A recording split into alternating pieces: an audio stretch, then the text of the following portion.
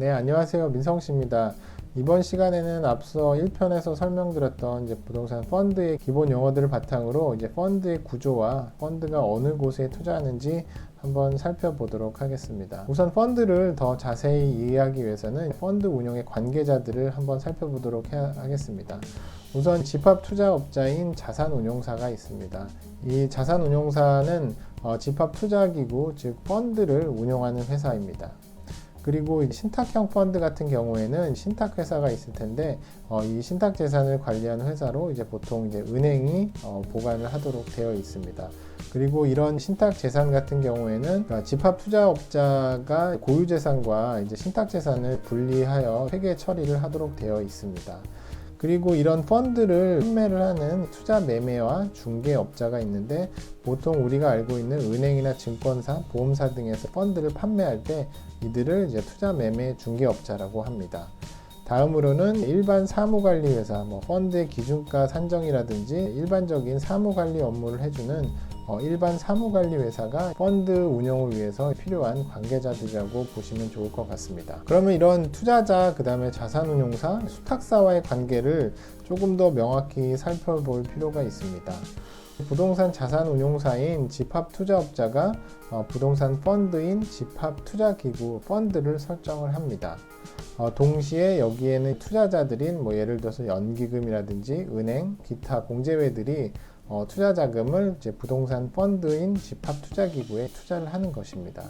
그리고 이 실제로 부동산 펀드는 그 재산을 신탁업자인 자산보관회사에 재산을 위탁하도록 되어 있습니다. 그리고 이를 통해서 부동산 자산운용사가 운용 지시를 내리면서 부동산 펀드가 운영이 되게 되는 것입니다. 그래서 이런 형태의 투자 신탁 형태의 집합투자기구를 살펴봤는데 앞서 1편에서 설명드린 것처럼 부동산 자산운용사는 투자자로부터 일상적인 운용 지시를 받지 않고 부동산 자산운용사가 고유의 업무로서 운용 지시를 통해서 이렇게 부동산 펀드를 운영해 나가는 것입니다. 그래서 여러분들이 헷갈려 하지 말아야 될 거는 투자자와 부동산 펀드, 집합투자기구는 엄연히 분리가 되어 있고 이 같은 용어로 사용하지 않는 것이 업무를 하는데 조금 더 이해도를 높일 수 있다는 것을 말씀을 드립니다. 이제 일반적인 부동산 펀드의 구조, 오피스 빌딩을 예로 한번 설명을 드려보도록 하겠습니다. 일단 오피스 빌딩을 먼저 설명을 드리는 거는 오피스 빌딩의 구조를 이해하고 나면 다른 종류의 펀드들도 쉽게 이해를 할 수 있기 때문에 가장 일반적인 오피스 빌딩을 예로 들어서 설명을 드리도록 하겠습니다. 집합투자기구가 설정이 되게 되면 지분투자자와 부동산 담보대출 투자자로 나뉘게 됩니다. 지분투자자인 경우는 투자금을 넣고 수익을 배분해서 받아가는 형태가 되고 보통은 대출 같은 경우에는 부동산 담보대출을 통해 진행을 하기 때문에 대출을 하고 이를 통한 이자를 지급받게 됩니다. 그렇게 설정된 부동산 펀드는 오피스 빌딩 매도인으로부터 빌딩을 매각을 받으면 소유권을 넘겨받아서 이 오피스 빌딩을 운영하면서 거기서 발생하는 임대료 수익이나 그리고 나중에 이 오피스 빌딩을 처분하면서 발생하는 매각 차익을 처분 이익으로 받아가면서 부동산 펀드를 운영을 하게 되는 것입니다. 그리고 앞서 말씀드린 것처럼 이 부동산 자산운용사는 부동산 펀드를 운영을 하면서 그 보수를 받아가는 것입니다. 그리고 설명드렸던 부동산 펀드와 관련된 관계자들이 투자 매매업자, 중개업자가 부동산 펀드를 판매를 하고 신탁업자가 자산 보관을 하고 그 다음에 펀드 기준가 계산 등을 하는 일반 사무관리 회사들이 부동산 자산운용사와 함께 일을 하게 됩니다. 그리고 여기서 오피스 빌딩이라는 실물을 운영을 해야 되기 때문에 부동산 자산관리회사, PM회사가 실질적인 빌딩 운영 및 관리를 담당하는 구조가 부동산 펀드의 일반적인 구조라고 이해를 하시면 좋겠습니다. 여기서 펀드의 유형을 한번 더 살펴보면 지금 저희가 살펴보는 부동산 펀드 같은 경우에는 여러 가지 집합투자기구의 유형 중에 2번에 해당하는 부동산 집합투자기구에 해당이 됩니다. 그래서 집합투자재산의 50% 이상을 부동산에 투자하는 펀드라고 이해를 하시면 좋겠습니다. 그러면 부동산 펀드가 어떤 곳에 투자할 수 있는지 법규를 한번 더 자세히 살펴보도록 하겠습니다. 부동산 집합투자기구가 투자 가능한 상품은 법규에 부동산, 그 다음에 부동산을 기초자산으로 한 파생상품, 그 다음에 부동산 개발과 관련된 법인에 대한 대출, 이런 경우는 대출형 펀드라고 여러분들이 이해를 하시면 좋겠습니다. 그 다음에는 이제 대통령령으로 정하는 방법으로 부동산 및 대통령령으로 정하는 부동산과 관련된 증권에 투자하는 방법이 있습니다. 이 4번은 뒤에서 한 번 더 자세히 살펴보도록 하겠습니다. 이제 그 밖에 대통령령으로 정하는 방법들이 어떤 것들이 있는지 한번 살펴보도록 하겠습니다. 여기 이제 1, 2, 3, 4, 5, 6번까지 있는데 흔히 말하는 이제 개발이나 부동산 관리 및 개량, 임대 운영, 그 다음에 지상권, 지역권, 뭐 이런 부동산 관련 권리에 이제 취득을 하는 방법으로 부동산 펀드가 투자를 할 수 있는 것입니다.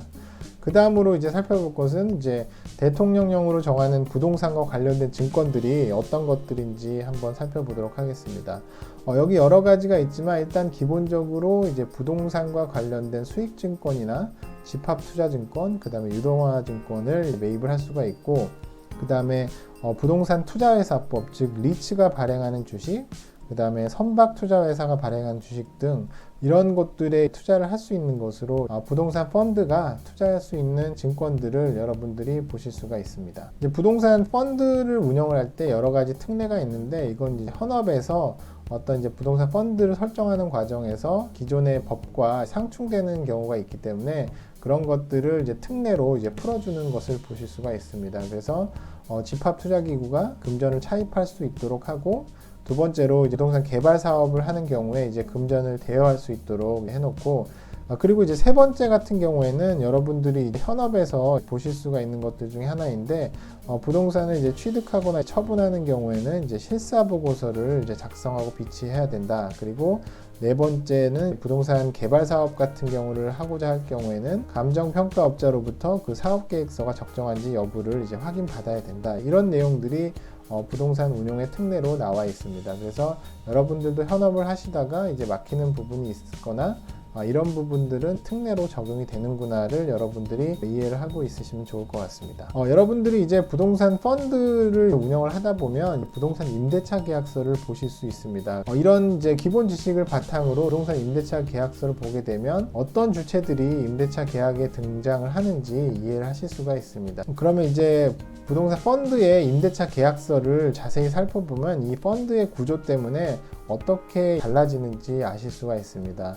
임대차 계약서에서 이제 임대인은 자산을 보관하고 있는 신탁회사인 이제 은행이 임대인으로 되게 되어 있습니다. 그 다음에 이제 집합투자업자, 즉 자산운용사가 중간에 껴있게 되고, 운용 지시를 이제 신탁업자로 하기 때문에 집합투자업자가 되는 것입니다. 그리고 임차인 명이 나오고, 그 다음에 이제 집합투자업자의 대리인으로 부동산 자산관리 회사인 이제 PM사가 같이 들어가게 되는 것입니다. 이렇게 이제 부동산 펀드의 구조를 이해하고 있어야 부동산 펀드 임대차 계약서도 여러분들이 이제 이해하실 수가 있는 것입니다.